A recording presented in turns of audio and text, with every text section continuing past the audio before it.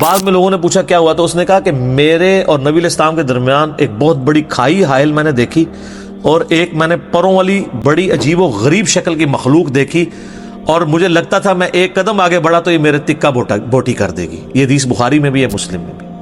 اب وہ مخلوق کیا تھی؟ اللہ کی مخلوقات ہے۔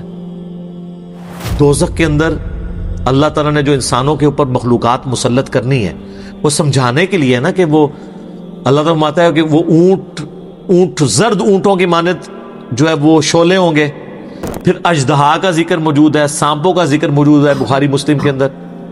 وہ اللہ کو پتہ ہے کون کون سی مخلوقات، وہ یہ والے سانپ تو نہیں ہے، یہ سانپ تو آگ میں مر جائیں، وہ کون سے سانپ ہیں؟ اعوذ باللہ من الشیطان الرجیم۔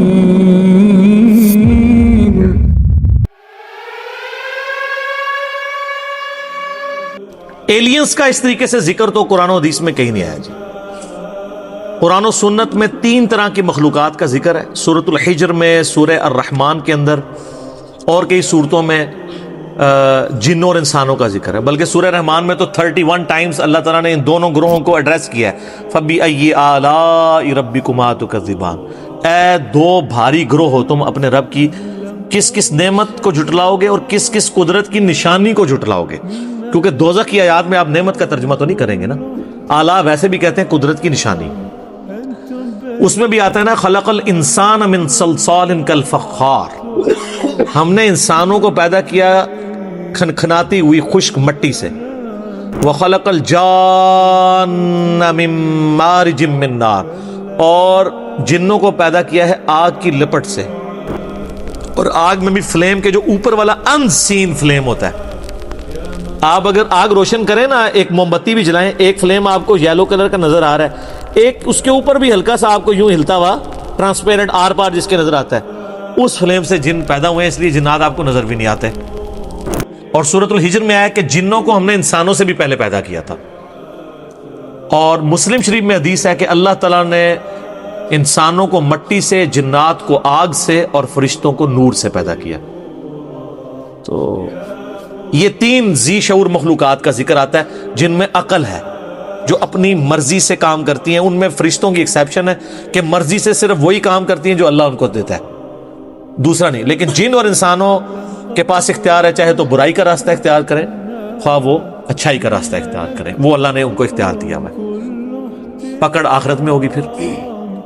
اس کے علاوہ کسی مخلوق کا ذکر نہیں، لیکن اشارتاً سورۃ المدثر کی ایک آیت میں ذکر ملتا ہے، جس کی وجہ سے یعنی محدثین کا، مفسرین کا یہ موقف ہے کہ اللہ تعالیٰ کی کچھ ان سین مخلوقات ایسی کائنات میں موجود ہیں جن کا اللہ تبارک و تعالیٰ نے اجمالاً ذکر کر دیا ہے، لیکن ان کی ڈیٹیلز ہمیں نہیں بتائی ہیں۔ یہ سورہ المدثر کی آیت نمبر ہے 31، اعوذ باللہ من الشیطان الرجیم، کافی لمبی ہے، جس میں وہ دوزخ پہ 19 فرشتے ہیں نا، اس کے کانٹیکسٹ میں اللہ تعالیٰ نے ذکر کرتے کرتے نا اس کو کنکلوڈ کیا، وَمَا يَعْلَمُ جُنُودَ رَبِّكَ إِلَّا هُ، اور تیرے رب کے لشکروں کو اس کے سوا کوئی نہیں جانتا، یعنی اللہ کی مخلوقات کو اللہ کے سوا کوئی نہیں جانتا۔ تو کئی ایک مخلوقات ہیں۔ آپ وہ حدیث نہیں آپ کو یاد بخاری مسلم کی کہ وہ جو عقبہ بن ابی معیط تھا بدبخت، جس نے نبی علیہ السلام کے اوپر لا کے اوجڑی رکھی تھی، تو وہ جو بخاری حدیث میں، آپ مسلم میں بھی حدیث موجود ہے، اور قرآن پاک میں اشارتاً ذکر ہے سورہ علق کے اندر ابو جہل کے بارے میں۔ ابو جہل نے ڈیوٹی لگائی تھی نا اس کی، کہ اللہ تعالیٰ ماتا ہے اس کو پیشانی کے بالوں سے ہم گھسیٹیں گے آگ کی طرف، ابو جہل کو، کہ یہ ایک بندے کو صرف اس لیے اس کے ساتھ لڑائی کرتا ہے، اس کو تکلیف دیتا ہے کہ وہ اپنے رب کے حضور نماز کے لیے کھڑا ہوتا ہے۔ بخاری مسلم میں اس کانٹیکسٹ میں ایک حدیث موجود ہے کہ ابو جہل جو ہے وہ نبی علیہ السلام نماز کی حالت میں تھے کہ وہ آگے بڑھا اس لیے کہ آپ علیہ السلام کے اوپر کو بھاری پتھر پھینک دے تاکہ آپ کو شہید کیا جائے، پھر ڈر کے پیچھے ہٹ گیا۔ تو بعد میں لوگوں نے پوچھا کیا ہوا، تو اس نے کہا کہ میرے اور نبی علیہ السلام کے درمیان ایک بہت بڑی کھائی حائل میں نے دیکھی، اور ایک میں نے پروں والی بڑی عجیب و غریب شکل کی مخلوق دیکھی، اور مجھے لگتا تھا میں ایک قدم آگے بڑھا تو یہ میرے تکہ بوٹی کر دے گی۔ یہ حدیث بخاری میں بھی ہے، مسلم میں بھی۔ اب وہ مخلوق کیا تھی؟ اللہ کی مخلوقات ہیں.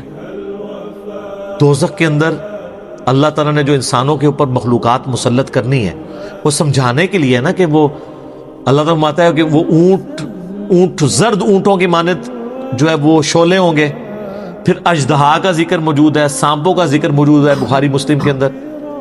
وہ اللہ کو پتہ ہے کون کون سی مخلوقات. وہ یہ والے سانپ تو نہیں ہے, یہ سانپ تو آگ میں مر جائے. کون سے سانپ ہیں؟ اللہ تعالیٰ کی مخلوقات بے شمار ہیں. کوئی بندہ اس روئے ارض پہ آپ چھوڑ دیں ذی شعور کو, اس روئے ارض پہ مخلوقات سائنس نے آپ کو بتایا کتنی ہے. 2 ملین سپیشیز ہیں, 20 لاکھ مخلوقات صرف روئے ارض پہ ہیں, اور یہ وہ ہیں جو ڈسکور ہوئی ہیں. یہ کاؤنٹنگ تو چل رہی ہے. تو یہ آیت آپ کو سمجھ آئے گی تیرے رب کے لشکروں کو اس کے سوا کوئی نہیں جانتا. باقی یہ جو فلموں میں اور کہانیوں میں اور افسانوں میں ایلین مخلوق کا ذکر کرتے ہیں, جی ادھر آئی, یہ کر گئی, وہ کر گئی, تو یہ تو ہالی ووڈ کی فلموں میں ہے. جب تک فزیکلی کوئی چیز سامنے نہیں آتی کوئی پروڈیوس نہیں کرتا. اور سر یہ کہانیاں آپ لوگ بھی کروا رہے ہوتے ہیں. خانہ کعبے میں ایک فرشتہ دیکھا گیا, وہ ایک کوئی روشنی سی نظر آتی ہے, تو وہ تو سر ہمارے سی سی ٹی وی کیمرے میں آپ کو چھوٹے چھوٹے وہ فرشتے نظر آ رہے ہیں. رات کے وقت اس ملک میں جو پولوشن ہے وہ اڑتی ہوئی جب آپ کو نظر آتی ہے, چونکہ یہ ایچ ڈی کیمرے لگے ہوئے ہیں نا, تو نائٹ ویژن کیمرے ہیں, تو آپ کو ذرات اتنے اڑتے ہوئے نظر آئیں گے. تو وہ مجھے جب بھائی پوچھتے ہیں کیا, میں نے کہا فرشتے جو نا, یعنی انڈیا پاکستان بنگلہ دیش فرشتے نے, سائنس دی زبان فرشتے کوئی نہیں نے. یہ تو انہوں کہانی کرائے گی. فرشتے تو اپنی جگہ ایک مخلوقات ہیں, لیکن فرشتے جو ہیں وہ ایسی مخلوق ہیں کہ اللہ تبارک و تعالیٰ نے اس فزیکل ورلڈ سے ان کو ایک الگ مخلوق کے طور پہ رکھا ہوا ہے. اس فزیکل ورلڈ کی مخلوق نہیں ہے, اس لیے آپ کبھی دیکھ نہیں سکتے فرشتوں کو جب تک کہ وہ اس فزیکل ورلڈ کے جو قوانین ہیں ان کے مطابق انسانی شکل میں نہ آ جائے. جیسا کہ حدیث جبریل ہے, مسلم میں تو ڈیٹیل ہے, بخاری میں بھی ہے. جیسے جبریل علیہ السلام انسانی شکل میں آئے, سفید کپڑوں میں, کالے ان کے یعنی بال تھے, اور ایسے تھے کہ ان کے کپڑے کے لگتا تھا کہ کوئی سفر کے آثار بھی نہیں ہے, اور بندہ بھی کوئی آؤٹ اسٹیشن تھا. وہ جبریل علیہ السلام تھے. نبی علیہ السلام سے 1 to 1 سوال کر کے چلے گئے, گھٹنے سے گھٹنے ملا کے. تو اس طرح ہو سکتا ہے کہ فرشتہ انسانی شکل میں آ جائے. باقی یہ جو لوگ دعوے کرتے ہیں نا, جی فلاں کو خضر مل گئے, فلاں کو فلاں بزرگ مل گئے, فلاں کو فلاں یہ ہو گیا, تو ساری کہانیاں ہیں سر. یہ تو کہانیاں اتنی ہیں, اور مجھے دکھ ہوتا ہے اس وقت جب ہمارے مذہبی طبقے کی طرف سے یہ چیزیں کہانیاں آتی ہیں. میں آپ کو پتا سبز پگڑی والی جماعت کے ساتھ بھی رہا, میں رائے وینڈ والی جماعت کے ساتھ بھی رہا, اور جماعتوں کے ساتھ بھی, جدھر بھی میں گیا ہوں نا اس طرح کی کہانیاں مجھے ملی ہیں. میں حرم مکہ میں بیٹھا ہوا تھا, تو ایک تبلیغی جماعت کے بھائی تقریباً آدھا گھنٹہ میں نے دیکھا وہ یوں دعا کرتے رہے, اور آدھا گھنٹہ دعا کرنا بڑا کنوکشن والا ایمان والا بندہ ہی کر سکتا ہے. ابھی جمعے میں کافی ٹائم تھا, سلام پھیرا, تعارف ہوا, انڈیا کے تھے, تو کرتے کرتے تو وہ کہنے لگے یہ بھی جو ہمارا بنگلہ دیش والا اجتماع تھا نا, اس میں صحابہ کرام سمیت نبی علیہ السلام تشریف لائے تھے, لوگوں نے دیکھا ہے. یہ عام ہے, اس کو کہتے ہیں کارگزاری. کیوں سر, آپ تو خود جماعت میں ہے نا. یہ جماعت کے وہ رکن ہے جو باغی نہیں ہے, بابی نہیں ہے, بس مانتے ہیں کہ یار یہ کہانی ہے, کرتے ہیں یہ لوگ. اور سر آپ کو بتاؤں, آپ سبز پگڑی والی جماعت میں نہیں رہے, وہاں پہ وہ دعوت اسلامی کی بہاروں کے نام سے چلتا ہے, یہاں کارگزاری کے نام سے چلتا ہے. اور اللہ معافی دے, یہ کارگزاریاں آپ کرسچنز کی جو جماعتیں نکل رہی ہیں ان سے بھی سنیں گے. کل کو یہ نہ ہو آپ کرسچن ہو جائیں جا کے. اور یہ کارگزاریاں آپ کو ہندوؤں میں بھی نظر آئیں گی. کتنے وہ لاکٹ کے اشتہار چل رہے ہوتے ہیں نا کہ جناب فلاں جگہ ایئر کریش ہوا, ایک بندہ بچا, اس نے وہ بھگوان والا لاکٹ پہنا ہوا تھا. تسی جناب وہ نالائنسی والے بیج بیچ دے ہو, وہ اپنے لاکٹ بیچ دینے. تو یہ بائی چانس بھی تو ہو سکتا ہے نا. یا تو یہ ہے کہ بھئی آپ ایک جہاز روانہ کریں جس پہ ساری سواریوں کو لاکٹ بنائیں, اس کو گرائیں, اور کہ سارے بچ گئے, پھر مننا گے نا. ہاں کہانی تو پھر انج ہوتی, گورا تو پھر انج انالیسس کرتا ہے نا, بائی چانس نال تو نہیں ہوتا. یہ ساری کی ساری چیزیں, کہانیاں, جھوٹ, اور یہ وہاں بھی ملتا ہے. میں آلموسٹ دعوت اسلامی کے اجتماع میں 6-7 کنٹینیوس اجتماعوں میں گیا ہوں. آلموسٹ ہر اجتماع کے بعد آتے تھے ایک اسلامی بھائی کا بیان ہے, نبی علیہ السلام خواب میں فرمایا جتنے لوگ اجتماع میں ہیں تمام کی مغفرت ہوگی. خوابوں کے اوپر سارے کام چل رہے ہیں. اور یہی رائے وینڈ میں آئے گا تو وہ کہیں گے جھوٹ ہے, رائے وینڈ والے کہیں گے یہ جھوٹ ہے, اور ہم کیا کہیں گے کہ دونوں ہی ایک دوسرے کو نیچا دکھانے کے لیے, او جی پنجے جو خون نکل آیا. تو وہ سب نکال سکتے ہیں. آج کل تو اتنے لوہین ہیں جو مرضی نکالتے رہے, آپ فزیکلی سامنے لائیں نا. اچھا جی وہ بزرگ کی لاش فلاں جگہ سے سلامت دی کی راتوں رات شفٹ کر دی. راتوں رات کیوں شفٹ کی ہے؟ میں نے تو اس کا بڑا صاف اور دیا کہ لاش نکالنے کی ضرورت نہیں. جو اب بزرگ مر رہے ہیں بڑے بڑے, ان کو ایک ہفتے کے لیے رکھ دیں چوک میں دھوپ کے اندر, تو دیکھ لیتے ہیں کیا ہوتا ہے, پتہ چل جائے گا. تو عیدی والوں کے پاس کیوں رکھاتے ہیں؟ جتنے اولیاء اللہ کی لاشیں ہیں اگر وہ ڈلے ہو جنازہ تو وہ جا کے ادھر فریزر میں کیوں رکھواتے ہیں یار؟ انہوں نے تو قبر کے اندر نہیں گلنا, تو باہر رکھیں ان کو. وہ کسی کسی کا پروٹوکول ہے جس کو اللہ دے دے, یہ جنرل رول نہیں ہے. انبیاء کے لیے تو ڈیفینیٹ ہے, انبیاء کے بعد جس کے لیے اللہ چاہے. ورنہ میں نے ان کو کہا کہ کئی صحابہ اکرام ہیں جن کو وفات کے بعد ان کے جسم کا مسئلہ ہوا ہے تو ان کی لاش کی حفاظت تو نہیں ہوئی. ہوا ہے نا, رومن امپائرز کی جنگوں میں کئی صحابہ کو تیل کے کڑاہوں میں زندہ جلایا گیا, روسٹ کیا گیا ان کو, وہ تو نہیں بچے. سر دنیا بقدر ایفرٹ ہے. اس سے بھی بڑھ کے ابو عبیدہ ابن جراح طاعون کے مرض میں مبتلا ہو کے شہید ہوئے ہیں. سر طاعون کے مرض میں انسان کی کیا حالت ہوتی ہے؟ جسم کے اوپر پھوڑے نکلتے ہیں اور پھر تعفن پھیلتا ہے اور اس کی تکلیف جیسے انسان مر جاتا ہے. اتنے بڑے بڑے پھوڑے نکلتے ہیں. اور یہاں وہ جنید جمشید صاحب جب شہید ہوئے ایئر کریش میں تو کہتے ہیں دیکھو جی کیسی موت مرا ہے. تو میں آپ سے پوچھتا ہوں ان کو تو چھوڑ دیں. ابو عبیدہ ابن جراح طاعون کے مرض میں فوت ہوئے, اور وہ شخص جس نے یرموک کے اندر رومن امپائر کو گھٹنے ٹیکنے پہ مجبور کیا, بیت المقدس جس کے ہاتھوں پہ فتح ہوا, اور حضرت عمر ان کو آخری وقت تک خط لکھتے تھے کہ تم واپس مدینے آؤ, میں اپنے بعد تمہیں خلیفہ بنانا چاہتا ہوں, لیکن وہ 18 ہجری میں شہید ہو گئے. اور جس کے بارے میں بخاری مسلم میں حدیث ہے ہر امت کا کوئی نہ کوئی امین ہے, اور میری امت کا امین ابو عبیدہ ابن جراح ہے. جس کے بارے میں مسلم شریف میں حدیث ہے, اما عائشہ کہتی ہیں کہ میرا خیال ہے کہ نبی علیہ السلام اگر اپنا خلیفہ کسی کو بناتے تو ابو بکر کو بناتے, اور ابو بکر کے بعد کسی کو بناتے تو عمر کو بناتے, اور عمر کے بعد کسی کو بناتے تو ابو عبیدہ کو بناتے. یہ مسلم شریف میں ہے. اور اس ابو عبیدہ کی موت کس طرح ہو رہی ہے؟ آپ لوگ ہوتے تو کہتے کہ جی وہ جناب نفل پڑھ رہے تھے, سجدے میں گئے اور وہیں پہ وصال فرما گئے. آج کسی بندے کی اس طرح کی موت ہو جائے, دوسرے فرقے والے کہتے ہیں دیکھو کتے کی موت مرا ہے. یہی کہتے ہیں نا. سر کوئی ڈیسیژن نہیں کر سکتا کہ اس کا دنیا سے ایگزٹ کیا ہے. کوئی شیر کے پنجرے میں مرے گا, کوئی ایئر کریش میں مرے گا, کوئی سمندر میں ڈوب کے مرے گا, کوئی میدان جنگ میں مرے گا. آخرت فیصلہ کرے گی کہ اس کے ایگزٹ کا انجام کیا ہوا ہے. ورنہ تو طاعون کے مرض میں کتنی تکلیف سے انسان مرتا ہے. آپ سوچ سکتے ہیں کتنے لوگ شہید ہوئے ہیں اس طریقے سے. تو ہم شہید بول رہے ہوتے ہیں, لیکن اگر آپ وہ جو مرض تھا اب تو دنیا سے آلموسٹ ختم ہو چکا ہے. تو لیکن وہ جس طرح موت ہوتی تھی, جو پھوڑے نکلتے تھے اور جو تکلیف آتی تھی, وہ کوئی سوچ بھی نہیں سکتا. تو یہ لوگوں نے اپنے اپنے کرائٹیریا بنائے. ٹھیک ہو گیا جی, جزاک.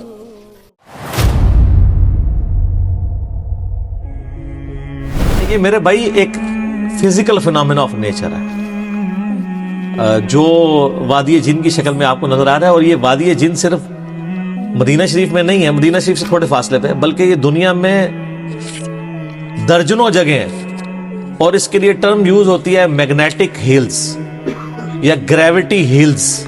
آپ جا کے یوٹیوب پہ یا گوگل میں لکھیں نا, ویکیپیڈیا میں تعارف بھی کھل جائے گا کہ دنیا میں کون کون سی جگہ. انڈیا میں لداخ کے اندر بھی اس طرح کی گریوٹی ہل موجود ہے. پاکستان میں کوئی نہیں ہے, اور امریکہ کے اندر ہے, اور جگہوں پہ موجود ہے.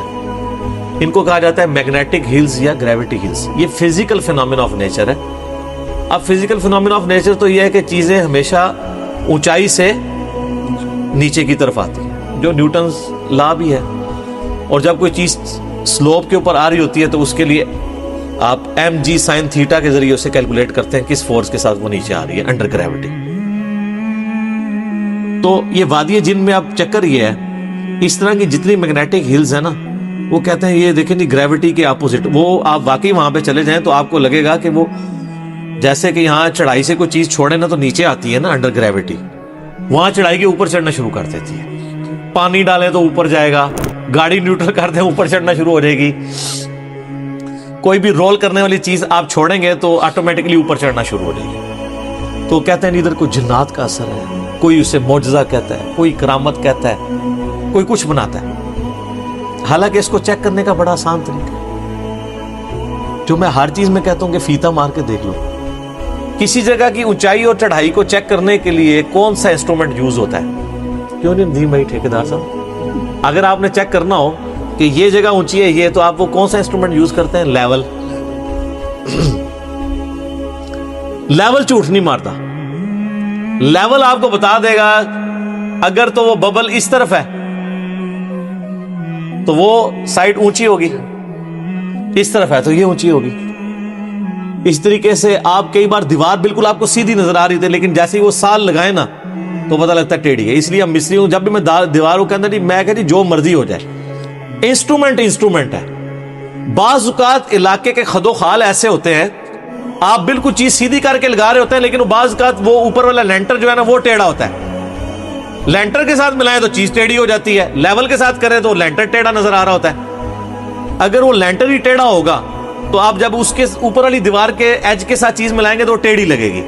تو لیول تو جھوٹ نہیں بولے گا. لیول لگائیں گے، لیول کہے گا جی آپ کا وہ دیوار یا وہ 90 ڈگری پہ نہیں ہے.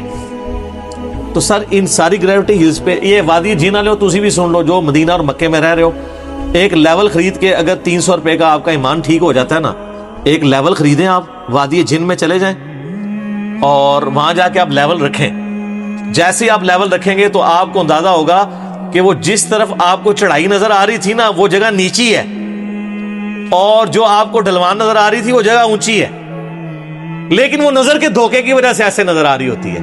اسے کہتے ہیں آپٹیکل الوژن، بصری دھوکا. اور جس کو آپ نے پتہ نہیں کیا کچھ بنایا ہے، یہ آپٹیکل الوژن ہوتا ہے. وہ دیکھنے میں ایسے نظر آ رہی ہوتی ہے، ایسا ہوتا نہیں ہے. آپٹیکل الوژن آپ کو دیوار میں بھی ہو جائے گا.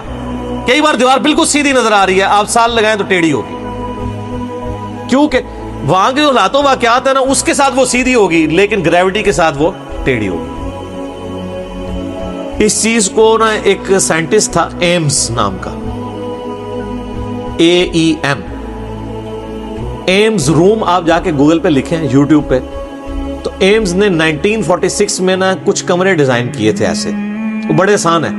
وہ کمرے اس نے ایسے بنائے تھے کہ وہ کمرے آلریڈی ڈھلوان پہ اس نے بنائے، لیکن اندر کمرے کو فلیٹ رکھا. باہر سے دیکھنے سے وہ کمرہ ٹیڑھا نظر آ رہا ہے، لیکن اندر جائیں گے نا تو وہ دیواریں اس حساب سے ایڈجسٹ کیے کہ ہر چیز سیدھی نظر آتی ہے. تو ہم تو عادی ہیں کہ اگر یہ دیوار سیدھی ہے تو میں جب ساتھ کھڑا ہوں گا تو سیدھا کھڑوں گا. اندر کو بندہ سیدھے نہیں کھڑا ہو سکتا. سیدھی دیوار کے ساتھ کھڑے ہوں گے تو آپ اتنے ٹیڑھے نظر آ رہے ہوں گے، کیونکہ آلریڈی پورے کا پورا کمرہ ہی ایک سلوپ کے اوپر بنا ہوا ہے. لیکن وہ سلوپ انہوں نے اندر ٹرانسفر نہیں کی ہوئی، بلکہ اندر کمرے میں وہ جو سلوپ والی دیوار تھی نا اس کو اس طرح بنا دیا ہوا ہے. تو اس کی وجہ سے آپٹیکل الوژن آ جاتا ہے. تو اس نے پھر یہ ثابت کیا تھا کہ یہ گریوٹی ہل تو آپ اپنے گھر بھی بنا سکتے ہیں، آپ بھی بنا سکتے ہیں. وہ آپ یوٹیوب پہ ویڈیوز دیکھ لیں، اور سب سے بڑا چیک وہ لیول رکھ کے دیکھیں، وہ آپ کو جو اونچی جگہ نظر آ رہی ہے وہ نیچی ہے. اس سے بڑا آپ گوگل میپ پہ جا کے، یہ تقریباً 7-8 کلومیٹر کی لینتھ ہے وادی جن کی. وہ جس طرف آپ کو چڑھائی نظر آ رہی ہے نا اس کی آپ سطح سمندر سے بلندی نکالیں، گوگل نکال دیتا ہے، وہ آپ کو کم نظر آئے گی، اور جو ڈلوان والی ہے وہ اونچی نظر آئے گی. وہ وہاں کے جتنے پہاڑ ہیں نا ان کے اینگل ایسے ہیں، یا امریکہ میں جتنی گریوٹی ہلز ہیں ان کے درخت بھی ٹیڑھے ایسے اگے ہوئے ہیں، وہ ایمز روم ہی بنے ہوئے ہیں. تو اس لیے اس ماحول میں وہ آپ کو اس طریقے سے نظر آ رہا ہوتا ہے. یہ ریلیٹیوٹی کے پوائنٹ آف ویو سے بھی آپ کہہ سکتے ہیں. آپ ٹرین میں بیٹھے ہوئے ہو، میری سامنے والی سیٹ پہ میں آپ کو یوں بال کیچ کرواؤں تو آپ کیچ کر لیں گے، لیکن جو بندہ باہر کھڑا ہے جو ٹرین چلتی ہوئی 100 کی سپیڈ پہ دیکھ رہا ہے، تو وہ بال نے اس کیچ کرانے میں کتنا سفر طے کر لیا ہوگا، لیکن ریلیٹیو ٹو باہر کی چیز. یہی تو آئنسٹائن کی تھیوری آف ریلیٹیوٹی ہے نا. اندر اس نے اتنا ہی فاصلہ طے کیا. اور آپ ایک اور تجربہ کریں، میں ٹرین میں اکثر سفر کرتا ہوں، ٹرین جس طرف جا رہی ہو نا، آپ ٹرین کے ڈبے میں اس طرف نہ تیزی سے چلنا شروع کر دیں، آپ کو لگے گا آپ اڑ رہے ہیں، کیونکہ وہ 60-70 کی یا 80 کی سپیڈ پہ چل رہی ہوتی ہے، اور آپ 10 کی سپیڈ پہ چل رہے ہوتے ہیں، اور آپ 90 کی سپیڈ پہ چل رہے ہوتے ہیں. آپ ذرا باہر دیکھیے گا، آپ کو لگے گا کہ آپ اڑتے ہوئے جا رہے ہیں. اور اگر آپ مخالف سمت پہ چلنا شروع کریں تو آپ بھاگنا بھی شروع کریں تو آپ کو لگے گا آپ بہت کم ٹریول کر رہے ہیں. تو یہ وادی جن میں کوئی جنات نہیں ہے، ایک فزیکل فینومینا آف نیچر ہے، جس کی وجہ سے لوگوں کو یہ، اور لوگ جاتے ہیں ادھر، لوگوں نے ادھر تو خیر ٹکٹ نہیں، دنیا میں کئی جگہ ایسی ہیں وہاں پہ ٹکٹ لگائے ہوئے، وہ کہتے ہیں یہاں پہ گریوٹی کا لا ہی فیل ہو جاتا ہے. آ کے کوئی نہیں سر، گریوٹی فیل نہیں ہوتی، بے فکر. وہ فیل ہوتی ہے جا کے اس طرح کے لاز جو ہیں وہ اسپیس کے اندر جا کے، وہاں جا کے آپ کو آئنسٹائن کی فزکس کی ضرورت ہوتی ہے، نیوٹینین فزکس جو ہے نا وہ ادھر ہی چلتی ہے. لیکن ابھی تک تو چل رہی ہے یہ وادی جن، اور شکر ہے. اب یہ گورے تو ویسے میرے خیال ہنستے ہوں گے اس بات کے اوپر، کوئی اسے معجزہ کرا کے پیش کر دے اور اس طریقے سے کہ یار یہ کیا کر رہے ہیں. ایک فزیکل فنامنا آف نیچر ہے، تو اگر اس کی بنیاد پہ آپ نے بزرگی ڈیفائن کرنی ہے تو پھر سر دنیا میں کافروں کے ملکوں میں بھی کتنے بزرگ آباد ہیں، اوتھے بھی جنات دے سائے نے، کچھ بھی نہیں ہے. اسلام یا ریویلڈ نالج کو مانتا ہے یا ایکوائرڈ نالج کو. تو ایکوائرڈ نالج سے، سائنس کے نالج سے ہمیں پتہ ہے کہ یہ نظر کا ایک دھوکہ ہے جس کی وجہ سے آپ کو یہ چیز نظر آ رہی ہوتی ہے. اس طرح کے نظر کے کئی دھوکے کے ایکسپیریمنٹس آپ کو نظر آ جائیں گے یوٹیوب کے اوپر، آپ جا کے دیکھیں.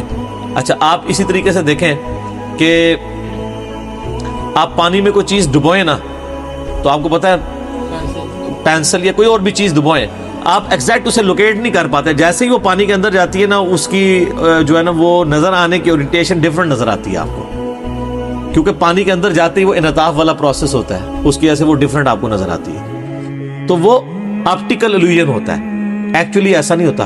اسی لیے انسٹرومنٹس بنائے جاتے ہیں کہ وہ آپٹیکل ایلیوژن سے آپ کو آزاد کر دیتے ہیں، آپ کی نظر کو دھوکا. آپ یہ ریگستان میں کبھی سفر کریں، دور سے آپ کو پانی نظر آتا ہے، سراب ہوتا ہے. اس طریقے سے گرم دوپہر میں آپ ایک اسٹریٹ سڑک کے اوپر دور سے دیکھیں تو آپ کو ہلکا سا وہ سراب جب نظر آتا ہے لگتا ہے پانی ہے، پانی نہیں ہوتا. تو اس طرح کے کئی ایلیوژن ہم اپنی زندگی میں آبزرو کر رہے ہوتے ہیں. تو یہ وادی جن میں کوئی جنات نہیں ہے، وہ نہ وہ گریوٹی کے اگینسٹ ہے، وہ بالکل قانون قدرت کو فالو کر رہا ہے. اور وہ اس وجہ سے کہ وہاں کے ماحول ایسا ہے کہ اس ماحول میں آپ کو وہ ڈھلوان نظر آ رہی ہے. ایکچولی وہ جو ڈھلوان ہے نا، چڑھائی، وہ آلریڈی ایک بڑی ڈھلوان کے اوپر اتران ہے، لیکن وہ وہاں فیل نہیں ہو رہی. اس کے لیے آپ وہ ایمز ایکسپیریمنٹ، ایمز روم والا دیکھیں، اس نے آپ کو پریکٹیکلی کر کے بتایا وہ، اور وہ آپ کو بڑا مزہ آئے گا. یوٹیوب پہ جا کے یہ ویڈیو دیکھے گا، یوٹیوب حافظہ اللہ تعالی. ٹھیک ہوگا.